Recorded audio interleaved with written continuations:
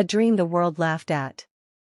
When Eleanor was young, she had dreams that felt too big for the small town she was born into.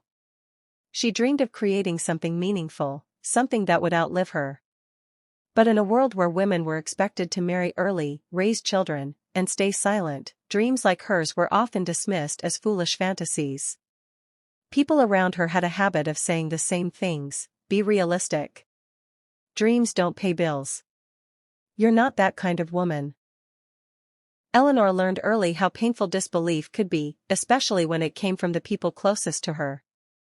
Her parents loved her, but they believed safety mattered more than ambition. They encouraged her to choose stability, not passion. So she did. She married young, raised 2 children, and spent decades doing everything she was supposed to do.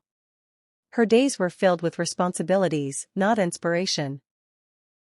She worked small jobs, cooked meals, cleaned houses, and quietly supported everyone else's dreams, while hers stayed locked away in her heart. At night, when the house was quiet, Eleanor would sit by the window and write ideas in an old notebook. Stories. Plans. Sketches of a life she never lived. But every morning, reality returned, and the notebook went back into the drawer. Years passed. Then decades. Her children grew up and moved away. Her husband passed away after a long illness. Suddenly, Eleanor found herself alone at 65, surrounded by silence and regret.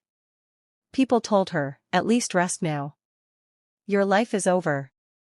But deep inside, something still whispered, "You're not done yet." Starting over when the world says it's too late.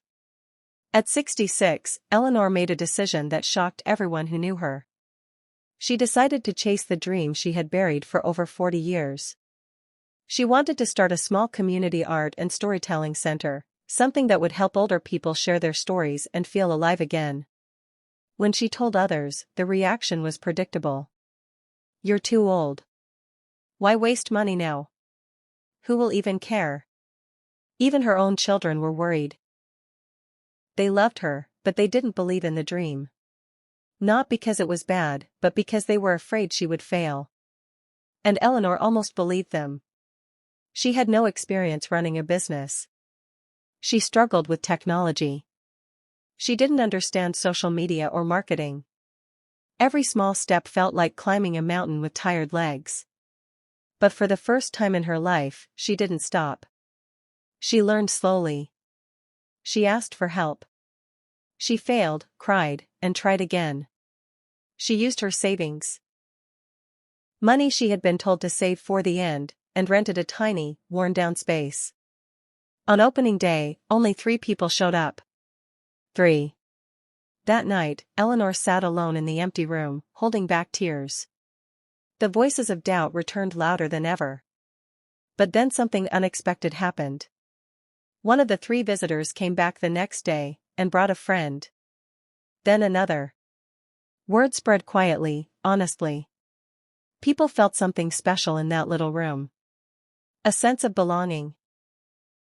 A reminder that life didn't end at retirement. Eleanor wasn't just building a place. She was building purpose. Proving them all wrong at 68. By the time Eleanor turned 68, everything had changed. Her small center had become a local symbol of hope. Elderly people gathered to paint, write, speak, and laugh. Their stories, once ignored, were finally being heard. Some were shared online. A few went viral. Local media took notice. The woman everyone once doubted was now being interviewed. People who had laughed at her dream now praised her courage. Those who told her it's too late now asked, "How did you do it?" Eleanor's answer was simple: "I stopped asking for permission." She didn't become successful because she was young. She became successful because she was brave. Her children, once worried, stood proudly beside her. They finally understood that dreams don't have an expiration date. That it's never too late to begin, only too late to give up. Eleanor often looks back at her old notebook, the one she hid for decades. She doesn't feel anger anymore. Only gratitude. Because even though it took her 68 years, she finally chose herself. Her story reminds us of a powerful truth: the world may not believe in your dreams. But you don't need their belief, only your own. And sometimes, the greatest victories come not early in life, but right when everyone thinks it's over.